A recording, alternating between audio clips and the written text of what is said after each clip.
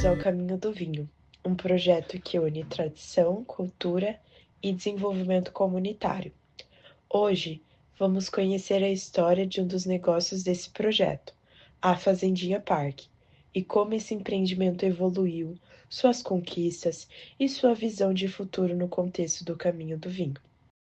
Apesar da abertura recente, em 2022, a história da Fazendinha Park começou décadas antes, com o sonho de seus fundadores em abrir um parque de diversões.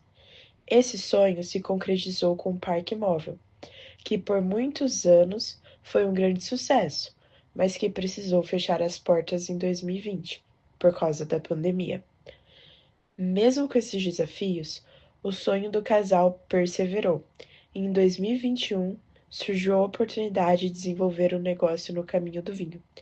Com toda a experiência e anseio deles em continuar trabalhando no ramo de parques, surgiu a Fazendinha Park, um tipo de negócio que mistura parque de diversão, festas e animais em um lugar só. Desde 2020, ano de inauguração, até 2024, aconteceram diversas mudanças. No primeiro ano, a Fazendinha Park era um empreendimento focado nos brinquedos, em toda a experiência do público infantil baseada neles. Já em 2024, os serviços aumentaram. Além dos brinquedos, houve toda uma inclusão de animais, como patos, cavalos, gatos, pavão, tartarugas e etc., para observação, e também a abertura de um espaço para festas que, assim, faz o maior sucesso entre crianças, adultos e idosos. Além disso, por conta de todo esse crescimento e novos serviços, houve a necessidade de aumentar o quadro de funcionários, que em 2022 era só o caseiro e que hoje, 2024, inclui um funcionário fixo, freelancers, jardineiros, domadores e veterinárias para os animais da fazendinha. Também é importante citar como o empreendimento se organizou internamente ao longo dos anos. Apesar das mudanças, algumas partes do negócio se assemelham com o período inicial. O que isso quer dizer? A Fazendinha Parque continua sendo um parque de diversões, junto com animais, focado no público infantil e que tem uma administração majoritariamente familiar, isso é, o casal de fundadores continua administrando o negócio, fazendo o controle das atividades, planejando objetivos e metas, estabelecendo padrões de atendimento e etc., deixando mais a parte financeiras para terceiros, como o computador. Um outro ponto importante para análise é como foi acontecendo o planejamento estratégico da fazendinha ao longo do tempo. No começo, o planejamento era focado em firmar o negócio regionalmente, já que o empreendimento fugia do perfil da maioria dos outros negócios do caminho do vinho, que em sua maioria são gastronômicos. Com o passar do tempo e com a popularização do parque, a perspectiva é aumentar o público a nível estadual. A dona do negócio planeja firmar parcerias com escolas de todo o estado do Paraná a longo prazo.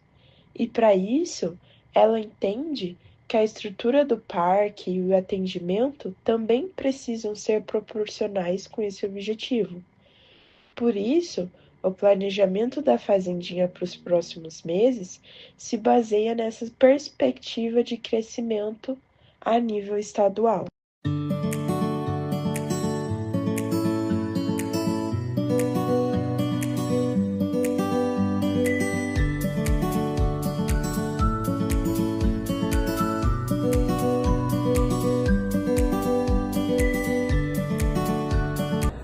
Então, eu e minha dupla achamos a Fazendinha Park um negócio muito interessante. Primeiro porque une duas propostas que são muito diferentes em um negócio só. O parque de diversões com a fazendinha com animais de diversas espécies. E deu muito certo.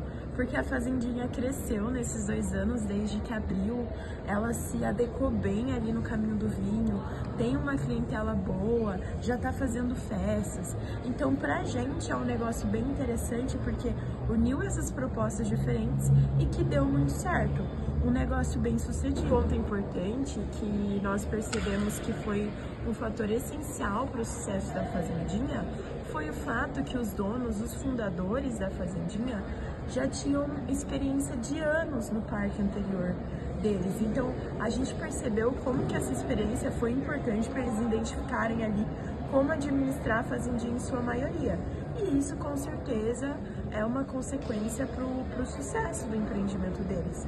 Toda essa bagagem, toda essa experiência com esse setor do parque de diversões que contribuiu para o sucesso do negócio. E por fim, um ponto importante que eu e a Tainá acreditamos que pode ser muito bom para o negócio é realmente aumentar essa presença deles no digital, nas redes sociais, que seria manter uma conexão com a clientela, com o público, além da experiência física que eles têm ali no parque, nos finais de semana, quando eles vão lá. E outra coisa também que nós percebemos que pode ser muito interessante, tanto para a fazendinha quanto para o desenvolvimento ali do caminho do vinho, é aumentar essa parceria entre os negócios. A fazendinha, ela não tem tantas parcerias com os outros negócios do caminho do vinho. Lógico que faz parte da associação, mas não tem uma parceria direta firmada. E a gente acredita que isso, construção de um relacionamento assim, com outros negócios, pode ser muito importante para aumentar a influência da fazendinha ali no caminho do vinho, o conhecimento da fazendinha pelos clientes dos outros negócios também. E é isso. Com relação à visão do meu grupo sobre o projeto do Caminho do Vinho e também aos pontos positivos que nós observamos no projeto, essas duas perguntas têm respostas muito similares. A realização do projeto é muito bacana, ela nos tira do ambiente acadêmico, onde estamos sempre imersos na teoria, para nos colocar diretamente na prática de um negócio. Como que o empreendedor toca o negócio dele, como que ele lida com as adversidades que surgem ao longo do caminho, adversidades estas muitas vezes que não puderam nem ser previstas, como a ocorrência de uma pandemia. Então, qual foi o caminho das pedras, como foram superados esses obstáculos para chegar no empreendimento que ele tem atualmente e para onde ele pretende caminhar no futuro dele. Esse é o ponto positivo central que a gente viu, sair da teoria e ter uma imersão diretamente na prática, na realidade do dia a dia de um negócio, do dia a dia de um empreendimento e como as coisas funcionam, que não é uma coisa linear. O empreendedor sai de um ponto zero e avança até chegar no negócio dos sonhos dele. Tem altos e baixos e como é lidado com esses altos e baixos ao longo do tempo. As sugestões de melhorias que nós trazemos são voltadas à quantidade de perguntas, às similaridades entre uma pergunta e outra e ao nível escasso de tempo que se tem para fazer as entrevistas pessoalmente, considerando a quantidade e a qualificação necessária para responder as perguntas.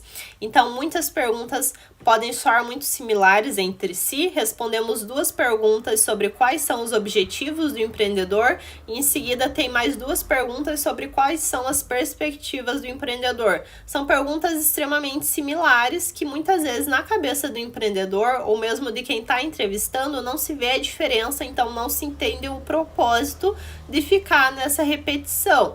Novamente, considerando que a gente tem apenas um dia para ir fisicamente no local, nos demais dias o grupo precisa se virar para fazer uma entrevista online com esse empreendedor que muitas vezes é uma pessoa de idade mais avançada que não tem facilidade alguma com tecnologia. Então ele vai estar ali sendo bombardeado com algumas perguntas que podem ser mais repetitivas, tentando lidar com o ambiente tecnológico, se virando nos 30 para dar conta.